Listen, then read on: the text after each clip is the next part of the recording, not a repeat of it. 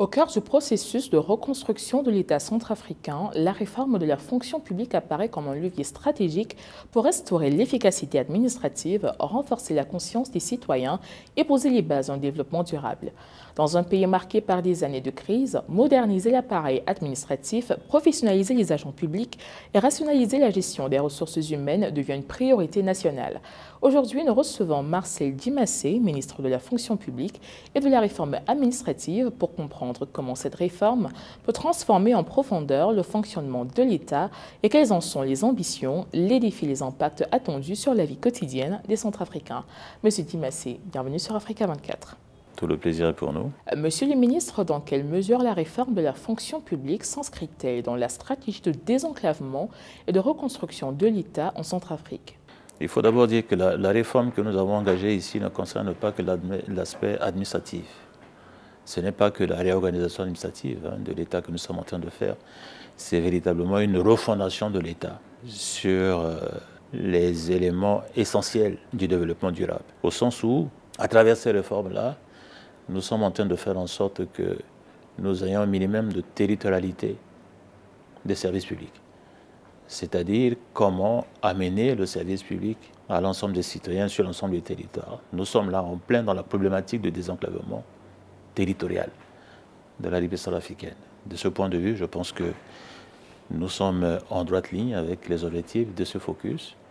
Nous sommes aussi en droite ligne avec les objectifs du PND 2024-2028.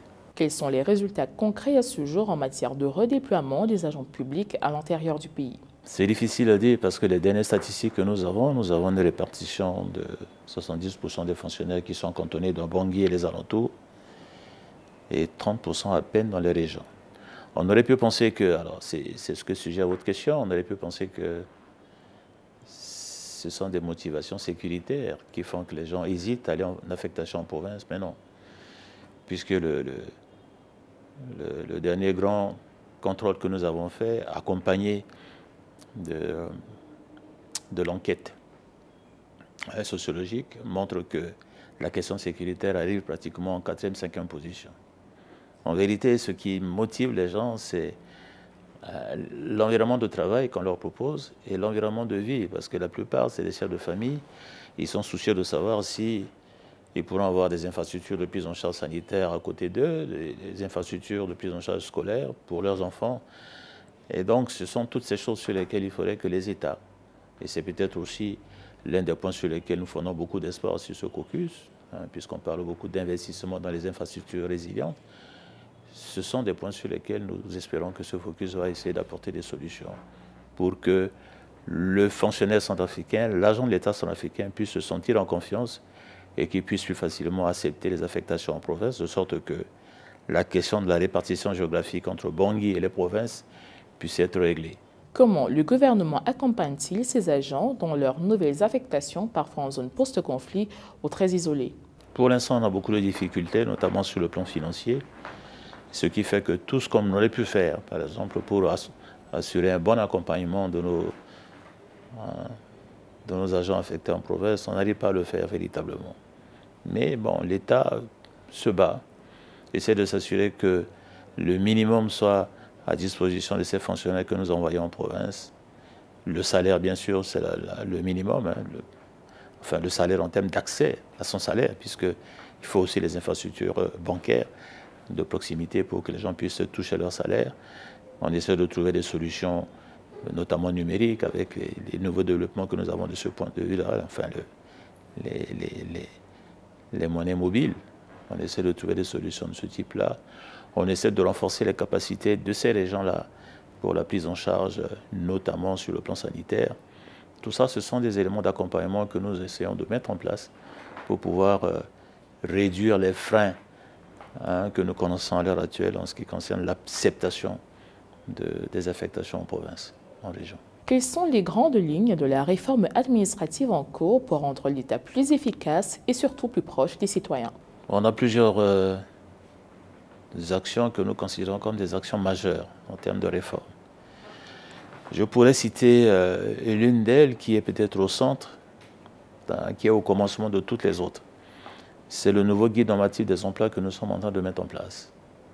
qui redéfinit le rapport que l'État a aujourd'hui, va avoir, à la suite de cette réforme-là, vis-à-vis de la question du salaire d'un côté et de l'emploi de l'autre. C'est-à-dire qu'on va essayer de mettre en place un lien plus intime entre l'emploi que vous occupez et le salaire que vous gagnez, contrairement à ce qui se passe à l'heure actuelle où la plupart des salaires sont définis à partir des diplômes de départ que la personne nous propose lorsqu'elle rentre dans la fonction publique. Ça, c'est la réalité du marché du travail. C'est-à-dire le salaire doit servir à payer un travail effectivement réalisé. Mais c'est aussi une question d'équité parce qu'on se rend compte qu'il y a beaucoup de disparités entre les salaires perçus par des gens qui ont la même base, la même formation de base et qui font le même job, même si les dénommés de ce job-là fluctuent d'un ministère à un autre. Tout ça, c'est des choses que nous allons faire. Alors, vous voyez bien que tout ça conditionne le nouveau statut général de la fonction publique que nous allons mettre en place. C'est-à-dire que concrètement, cette fonction publique va passer d'une fonction publique de carrière à une fonction publique d'emploi, de mission, de résultats, de performance. Pour beaucoup de jeunes diplômés en province, entrer dans la fonction publique reste un rêve. Comment cette réforme peut-elle aussi devenir un levier pour l'emploi local et le développement? En vérité, les gens que vous évoquez, la plupart sont revenus ici sur Bangui lorsqu'on a ouvert, parce que nous sommes en pleine période de recrutement dans la fonction publique. On avait tablé sur 6 000 jeunes diplômés à intégrer dans la fonction publique. Nous sommes aujourd'hui à 7 000 et quelques. Nous allons certainement, en fin de processus, arriver à 9 000 intégrés dans la fonction publique. Quand je dis ça comme ça ne vous parle pas beaucoup, mais 9 000 par rapport à 20 000, 19 000 qu'on avait au départ, en mai 2024, dans la fonction publique civile. Ça veut dire que nous avons fait l'effort d'ouvrir ces intégrations à tous les jeunes, qu'ils soient d'ici, de Bangui ou de province. Il y en a beaucoup qui viennent de province. Il y en a beaucoup qui ont été formés dans les instituts de province et qu'on a retrouvés sur la liste. Donc, le problème maintenant, ça appartient aux responsables des départements ministériels de faire cette affectation de manière à ce qu'on assure l'équilibre. J'avais dit au départ à mes collègues que sur les 6 000 qu'on avait prévus au départ, je voudrais voir 80% de ces 6 000 aller en affectation en province, de manière à ce que progressivement, on puisse se redresser là-bas et qu'on puisse avoir un équilibre entre Bangui et les provinces. Parce que dans les régions, nos compatriotes aussi ont besoin d'avoir accès à des services publics de qualité. La santé, l'éducation, la justice, toutes ces choses-là qui font l'élément central des services publics, il faudrait qu'on puisse les mettre à la disposition de nos compatriotes qui sont en province. Et il n'y a pas d'autre moyen de faire ça que de le faire de manière un peu mécanique comme ça, c'est-à-dire, on va dire, sur les 100 que nous recevons dans notre département ministériel, il y en a 80 qu'on va envoyer en province. Le leitmotiv du gouvernement est que le pays évolue de l'humanitaire au développement. Quelles actions concrètes ont déjà été menées pour cela par votre ministère? Nous essayons de mettre à la disposition de cette exigence-là le capital humain formé pour pouvoir porter sur ses épaules les efforts qui doivent nous conduire vers cette situation où on va passer de l'humanitaire vers le véritable développement. Et c'est pour ça que je vous disais tout à l'heure que la nouvelle fonction publique que nous sommes en train de bâtir a pour ambition d'être au centre du développement.